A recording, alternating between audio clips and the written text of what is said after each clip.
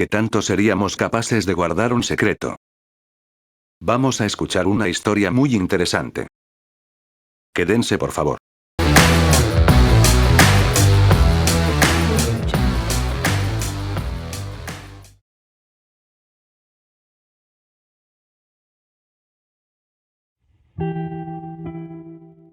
¿Qué tanto seríamos capaces de guardar un secreto? Vamos a escuchar una historia muy interesante. Quédense por favor. Buen día. Esta historia que vamos a contar es de una persona cercana a Kinametsin y le hemos cambiado nombres, lugares y las cosas sin importancia. También las hemos modificado para mantener el anonimato de esta persona. Pero los hechos los hemos mantenido y hemos sacado nuestras propias conclusiones. Claro, todo esto con la información que tenemos. Pero exhortamos al público a que si conocen más del tema, lo compartan, ya que esto es de suma importancia. La historia comienza así. Esta historia es de nuestro amigo Álvaro, que estaba cursando la universidad en una ciudad del norte del país. Pues como ustedes sabrán, en un grupo de personas, como lo era un salón de clases, o como lo es un salón de clases, siempre existe una persona que es un poco o un mucho retraída. A esta persona le llamaremos Guillermo, o Memo para los cuates, ¿no? De cuando en cuando, y cuando las clases lo permitían, a Álvaro le gustaba jugar básquetbol, y en algunas ocasiones jugó contra Guillermo, esta persona retraída. Esta persona, Guillermo, se tapaba la boca al hablar, porque tenía los dientes muy chuecos, y quizás esta era la razón de que fuera retraído. En ocasiones, no encajamos muy bien en un grupo social. Esto no quiere decir que seamos retraídos. Pero Guillermo, sí lo era. Llegó el fin de cursos, y si mal no recuerdo, Guillermo no acabó la universidad. Existen muchas personas que no acaban la universidad, y eso no quiere decir que no sean productivos. El tiempo pasó, y a finales de los 90, casi principios del 2000, Álvaro se encontró con Memo. Guillermo se encontraba en muy mal estado. La vida no le había tratado muy bien. Se convirtió en alcohólico, drogadicto, vestía harapos y padecía de sus facultades mentales. Se había convertido en un indigente. Para Álvaro, obviamente le dio mucha tristeza haberlo encontrado así. Platicaron y se reunieron frecuentemente con otros ex compañeros de universidad. Después de varias reuniones, Álvaro le preguntó a Memo qué le había pasado, ya que, pues si bien no era de familia muy acomodada, tampoco era ese grado. Memo le dijo que sus papás habían fallecido y él se deprimió. Fue cuando cayó en el alcoholismo y las drogas, pero que además era parte de un experimento. Memo le contó que unos científicos habían creado un aparato de telepatía, al cual ajustaban a la frecuencia del cerebro de la persona con la que querían comunicarse. Memo le llamaba modem, que no sé si se le puede llamar así, ya que modem es la abreviatura de modulador de modulador. Pero en esa época era el boom del internet, y entonces pues algo que sirviera para comunicación le decían modem. Describía el aparato del tamaño de una cajetilla de cigarros y que además era portátil. Cualquier persona lo podía traer en la bolsa sin que tú te dieras cuenta. Estas personas se comunicaban con él constantemente y a veces le pedían reunirse en lugares. Les pidió nombres de personas que conociera y para sorpresa de Álvaro les había dado el nombre a estas personas, su nombre. Hasta este punto, esta historia es muy poco creíble, ya que estamos hablando en primer lugar de una persona alcohólica, drogadicta y con problemas mentales. Sin embargo, ocurrieron algunos hechos que hicieron dudar de que esta historia fuera falsa. Yo he caído en las drogas. Le debo a Electra y a Coppel. Él relata que en una ocasión el grupo de amigos, incluido Memo y Álvaro, se encontraban en una tienda de una hermana de uno de los amigos de la universidad, cuando sonó el teléfono, un teléfono de casa. La hermana contestaba, bueno, así se contesta en México, no sé en otros países.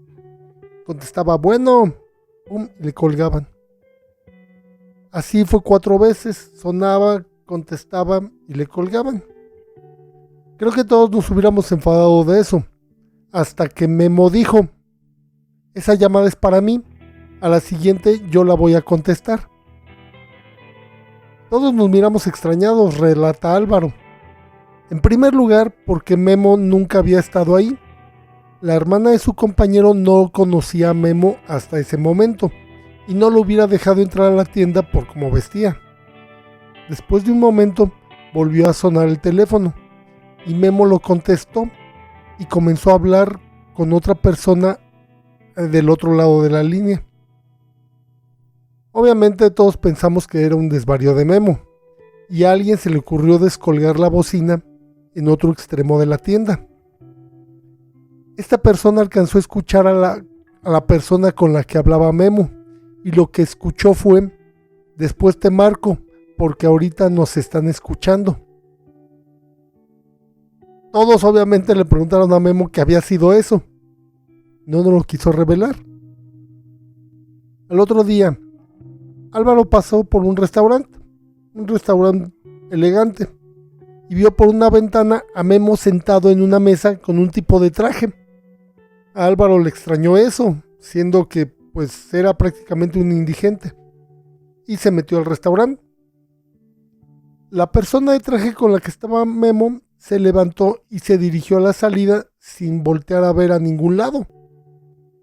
Álvaro llegó con Memo, que ya también se estaba retirando. Álvaro vio los restos en la mesa de una comida abundante, pero ya estaba pagada la comida. Memo no quiso decir quién era esa persona, porque lo había invitado a comer a ese lugar y de qué estaban platicando sobre todo.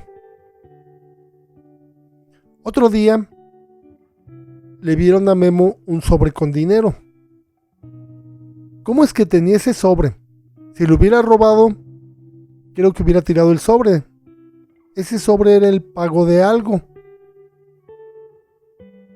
Álvaro se estremeció al recordar que Memo les había dado su nombre a esos tipos. En otra plática, Memo decía que estas personas buscaban gente como él para hacer sus experimentos, ya que si llegaba a decir algo, pues nadie le iba a creer. También decía que él no era el único y que esto se estaba llevando a cabo por todo el país. Esta historia acaba aquí. Pero en Kinametsin nos dimos a la tarea de investigar esto. Y encontramos cosas muy interesantes. ¿Ustedes se acuerdan de la película El Origen? Si no la han visto, les recomiendo que la vean. Puede ser vista desde muchos aspectos, pero básicamente es de unas personas que mediante sueños lúcidos implantan deseos y recuerdos. Yo sé que ustedes van a decir, Kinametsin, eso es solo una película, pero es una película muy real. En el 2016 se llevó a cabo un experimento con ratones, en donde por medio de los sueños les inducían a algunos ratones sueños y sensación de bienestar. Me explico. Un ratón cuando pasa por un laberinto activa una área del cerebro. Cuando está comiendo activa otra área del cerebro. Entonces lo que hicieron fue que le pusieron una roca y vieron qué parte del cerebro activaba ese ratón. Cuando estaba dormido al ratón se le inducía le activaban la misma parte del cerebro que con la roca, por ejemplo. Y además le suministraban alguna droga o algún químico que le produjera bienestar. Cuando los ratones despiertan, lo que hacen es ir hacia la roca. Y no se querían, de hecho, incluso separar de la roca. ¿Por qué? Porque en el sueño les había producido bienestar estar cerca de una roca. En pocas palabras, se podía cambiar la conducta de los ratones. Ahora ustedes estarán pensando que eso está muy lejos de que llegue al ser humano. Pero vamos a hablar de las patentes. Y dentro de las patentes nos encontramos cosas muy curiosas. Y estas son las conocidas, ya que los gobiernos tienen la facultad de retirar una patente para su uso exclusivo. Estas patentes las pueden checar. Estas patentes que vi son todas patentes gringas. Pero ¿cómo las vamos a poder checar? Simplemente pone en Google la palabra patente y el número que les voy a dar y van a ver de qué es el aparato. Así que aquí vamos a ver algunos aparatos ya patentados de los que cualquiera puede hacer su uso, claro, con el correspondiente pago de derechos. Empezamos con el primero. El primero es el 3.951.134. Este es un aparato que modifica las ondas cerebrales y el individuo las incorpora de tal forma que si nosotros estamos en estado de ondas alfa, este aparato nos las puede cambiar, por ejemplo a ondas beta. Es decir, si nosotros tenemos una intensa actividad cerebral, este aparato nos hace que la reduzcamos. Imagínense, por ejemplo, que esto se da de una manera muy tenue, muy suave, sobre todo en una población, pues los hace muy serviles. Vamos a ver otra patente. Esta patente es la 5.644.363. Esta patente corresponde a un aparato para estimular una decisión mental. ¿Qué hace este aparato? Este aparato te toma datos biométricos, iris, latidos del corazón, etcétera, y te puede predecir la decisión que vas a tomar en un momento dado. Esta patente también es muy interesante. Vamos a ver otra patente. La 5.330.414. Inducción de las ideas o pensamientos mediante luz. Esto está muy curioso porque mediante el barrido vertical y horizontal pueden meternos ideas, algo así como la programación subliminal. No sé si sepan en qué consiste eso. Nos pueden meter ideas, pensamientos, conceptos. Y lo malo es que esto es perfectamente compatible con la televisión actual, con las pantallas planas o con la pantalla, no vamos a decir la normal, la que era de rayos catódicos, creo que son. O sea que mediante esta patente nos pueden inducir alguna idea, algún pensamiento. O sea, imagínense esto para publicidad. De hecho, hasta me siento mal por estar divulgando esto. Vamos a ver otra patente. La patente 3.937.331. Este es un inductor de sentimientos. Esta patente no es a distancia, es el punto malo que tiene, sino mediante nanorobots. Te inyectan nanorobots y te pueden generar una serie de sentimientos, ya sea de ira, frustración, tristeza, enojo, alegría, etcétera. Y obviamente, así como vimos en el experimento de los ratones, imagínense por ejemplo que un político y te inducen el sentimiento de alegría. Entonces cada que ves vas a querer estar cerca del político y vas a casi adorarlo. Por eso, por este aparatito, ¿verdad? Un nanorobot no lo pueden poner de muchas maneras. No quiero mencionar ahorita cuáles, pero ustedes ya se imaginan. Por último tenemos a la peor patente de todas, la 4.777.529. Esta patente es la que se puede crear telepatía unidireccional. ¿Se acuerdan de la historia que ahorita les acabamos de relatar? Bueno, pues hay una patente de eso.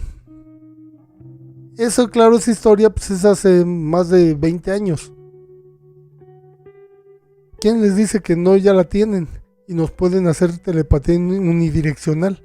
Nos pueden implantar ideas o simplemente se pueden estar comunicando a distancia. Esta patente no sé si la lleguen a hacer realmente realidad a alguien, porque imagínense todo lo que afecta de las telecomunicaciones actuales. Que tú para hablarle a una persona simplemente pues, piensas en eso y tienes una comunicación directa. No son sonidos, simplemente oyes las voces en la cabeza. Imagínense, o sea, esto que estuvimos hablando realmente sí existe. Como les repito, ustedes pueden buscar la patente y se dan cuenta que ya es real, que ya está hecho los aparatos. Pues por mi parte sería todo. Pasamos con usted, jefe, al estudio.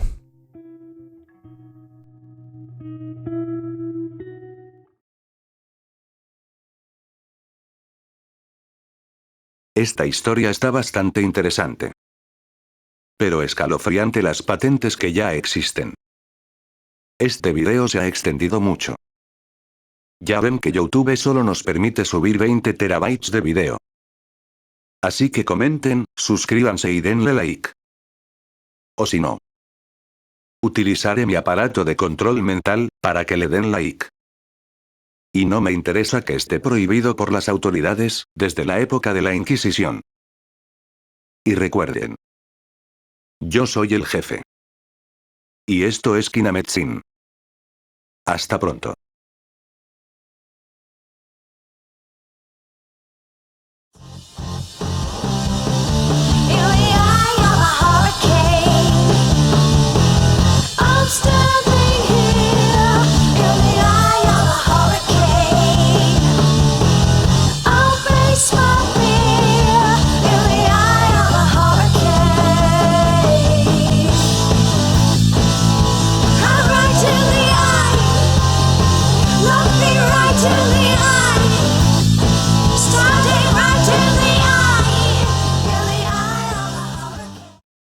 Me da ganas de comprar una patente. Para poder controlar a Calimán. Para que vaya y rete al Doctor Strange. Ahora sí vamos a ver, quién es el hechicero supremo.